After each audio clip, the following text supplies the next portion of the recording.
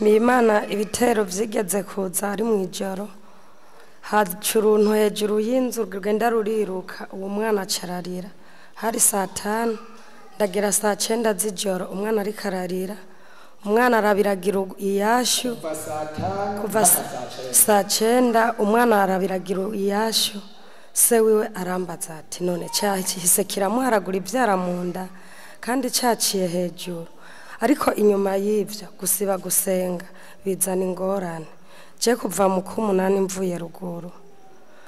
sinagarutse mu yaburakeye ariko ubwo runtu mu rupangu hose bama baruvuga nanje nkaguma ndababwira je naho ruca hejuru nta mwana agira ikibazo ariko iyo minsi nari imaze ntaza ngaha gwarahaciye naje ikibazo kiba kirinjiye nari maze igihe je kuva ngaha ndahamaze imyaka 5 kuva turi mu ijabe rero je bama bavuga ati abana ba mama Gisirene ntibagishano abana ba mama Gisirene ntibagwa nanje nkaca ndababwira je burya ndafise hano nigira gusenga ngira Imana yama yankingiye rero uwo munsi maze iyo minsi ntaza ngaharuje uwo mwana kuva 5:00 gushika 9:00 burya nari mfise amazi mu ntuzenya mu ikinju naje guhezagiza ngira nduge cenda vyuka ndasenga ndambura impuzu umwana amwe ndayamuha arayanwa ayandi ndayamusiga yaciye asinzira gushika buraca bukeye cenzindukira ngaha ngumanza ejo caje 4:52 mu rupangu twese twavumbukiye rimwe twiruka hanze ejo nta ngorane cyateye rero ndashimiye Imana umuntu wese yumvise amashimo yanjye ntazasibe gusenga amen nkaca nongera nkashima jewe ndabonye umuntu ngaha yitwa Sandrine yova hasi umuntu akamubona nkashinga intahe yiwe nahatubahutse kuva hasi ngaje gushinga intahe ku mutumba muzima mu kumunani ngiye ndamubwiye namubonye yatoye imitembe namubonye nahunguru ya Musozi burya nicaye ku ntebe 3 mva hasi ndabakariwe nguri yambaye agapira k'imirongo uri Sandrine mana wumva tabara abandi barushe nka Sandrine bari mu bihugu bitandukanye bazane mana ubakira jewe nashitsi no muri 2018 ari mu nzu Sandrine ivyibone ejo vyivugira numva ndushe Sandrine nabaduze ruguru mu kumunani bose bararira Sandrine umuntu yamumanukanya bakumutakura Imana imwongera imigisha kuba Sandrine amenye gusenga akabasubiye kuba mu tuva hamwe wagwaye imyaka myinshi ari mu nzu umuryango wari warahebeye mu nzu umuyomba wewe niwe yamuzanye Sandrine yarakowe baramukwa Sandrine bamukoye Sandrine barazana amahera baratangura inyigisho batanguye inyigisho agiragire mariage acagwa vyo numva n'umubiri wanje ujugumiye uwo mubiri ntacupfana n'umuntu ariko kubw'amaronko y'umusore yari yamaze gukwa aravuga ati jewe nzomutwara ico gihe padiri arabatumako umuhungu n'umukobwa abatumye ko padiri arabwira umuhungu umukobwa ameze kugira umujane hehe umukobwa ntazotera ingorane umuhungu aravuga ati je namushimye bizoba byose nzovyemera Sandrine baragenda barabaraganisha gwaye ameze nabi Sandrine baramusohora neza aragenda arubaka arahezagirwa kwa padiri no kwa musitanteri ashitse ku mugabo ntivyoroshe Sandrine bitoroshe umugabo wiwe aratinda arashungura ukino Sandrine matera ryamako abe wabo barayitwara umugabo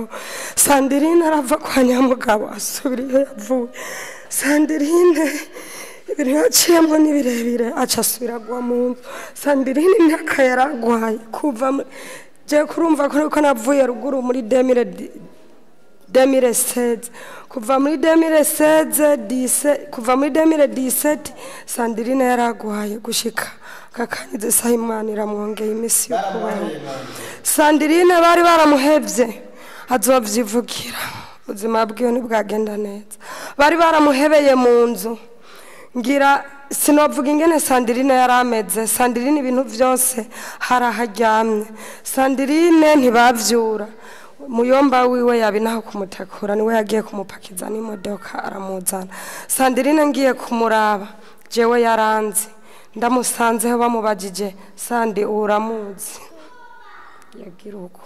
namubonye avyibushe mbanza ukanguka abo twicaranye babonye ingene nagumye simbagura ikintebe nagira ukugira ndabe kariwe kugira ndamwihweze mbona yaravyibushe yo Mana niwonge gushimwe ukomera amashi Mana n'imizigirwa ikura umuntu kure aho umuntu atavyizigiro abagifise kubashitse hano rero akaba yicara akabavuga akaba atavuga uyu munsi akabavuga akaba yavyibushe yari yarasambutse yaraheze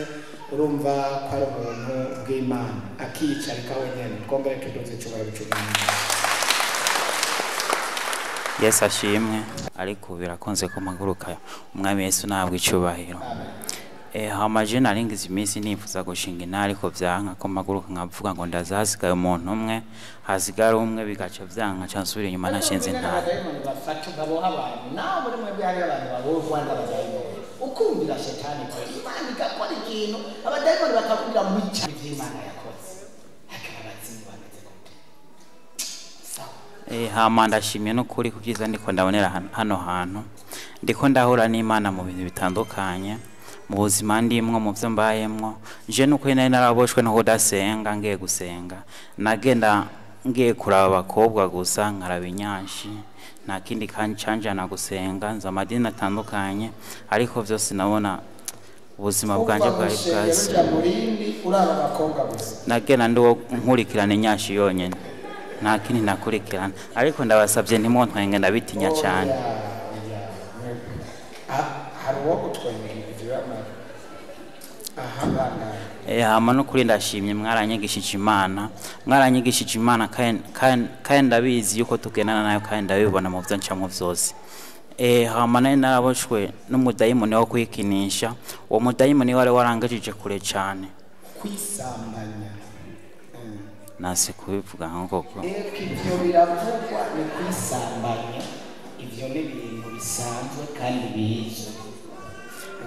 uwo mudayimoni wari waramboshe biranga buvamwo ndifuza kuwusohoka namara iminsi 2 bikagaruka nkifuza uko vyokira bikanka ndagerageza uko bishoboka byose bikanka je naye nageze ku rugero yaho nifuza gupfa kandi byarashitse na bari badutumye ko muri Kongo tuje kugwana naragengarukira igihanga numva abandi benshi bari ko baritanga gupfa naye navuga atanzoca nje imbere mfe mu bandi je nukuri kare naho randota nkisanga ndi mu gasho ku gasho nta makosa nkora ndi umuntu yitekereza ndibaza murabibona nta makosa nkora no kuri kw'Imana ariko nkisanga mu gasho nkisanga nugaraniye muri toilette yo toilette manitse amaboko hejuru siyaza rugurana ukuntu ziba zubatse haba hari ibiti bisakaje n'amategura nta magaca gikoroka nkisanga nakorotse ariko nkaca nikangura nkarira mu iryo joro ndo umuntu w'umugabo niryamanye jenyene nkarira nkabura amahoro no kuri nkipfuzi nabi nkabura ico nkurama ko gasho nkabura je narisanga ndiko ndanyonga imodoka hama nkagonga no kuri je narabosho cane narabosho cane no kuri kw'Imana no kuri nibyo nibyishino shimira Imana nibyishino shimira Imana narifuza kuyikorera nipfuje kuyikorera ico niyemeje amahera y'inkingi nacangena nkaca nkubita nk'indwi 3 ntagarutse ngaha kandi amahera sukuvuga ko nayabura oya amahera narayaronka ariko kuyikura nacafatwa no mudayimoni nkayazana ari mu mufuko nagera ngaha ari mwibahasha nkikangwa nkasupa mu mufuko nkayabura nkavuga ati negasha je amahera nzana nkaca ndayata nzoba byiza ndayihojeje kuyatanga aho nyene naca nsubira mu byo kunywa inzoga gakiza naca nta gusenga nkaca mpeba naca nisubira mu bindi nkaca nongera kurota nabi nari natanguye kurota neza nkaca nongera kurota nabi nkaca nifuza gusenga aha no kuri mboneka gake kabaho ndashoboye kuboneka gatatu nko mu kwezi kumva z'umwanya w'akazi ariko ndashima n'ukuri ndashima nivuye inyuma ku byiza ndiko ndabonera ngaha hantu ndashimira Imana ya repentance n'ukuri kw'Imana turiko tugendana nayo n'ukuri kw'Imana ubu zo ndiko ndakora vyose ndiko ndabona umugisha n'ukuri kw'Imana n'ukuri kw'Imana kandi ndashima n'ukuri je ndabona ndimwe amavuta mu buzima bw'iwanje kuko nukuvuga yuko mama yaragwaye ryari ubuheruka yaragwaye nta mahera nari mfise nta mahera yo kudoga nari mfise ariko niko ndatekinika ukuntu nohiga amahera y'itike ngo shike muhira ndamutware kwa muganga ako kanya naciye mfukama hari 4 mati nari mu bikorwa vyanje vya minsi yose naciye mfukama nasenga Imana maze gusenga Imana nta mahera nari mfise ariko mu masaha ine nagiye numva ngo bamvuye kandi nakize nta nijana natanze nta mahera natanze nukuri kw'Imana ico gihe naratambye aho ndi hamwe mvuga ati ego ndatambye ariko sinarose uburyo bwo kuza gushinga intaye wapi komera amashi umwana wacu Yesu Kristo abazimu bamurokeye kandi baratsinze Yesu agahezagire cyane nuko rero abandi mwebwe mwese muguma mufatwa n'abadayimoni numva dashinze nkaho nziza cyane n'ibyo shetani yarimo ambwira ati ntuvuge reka dusenge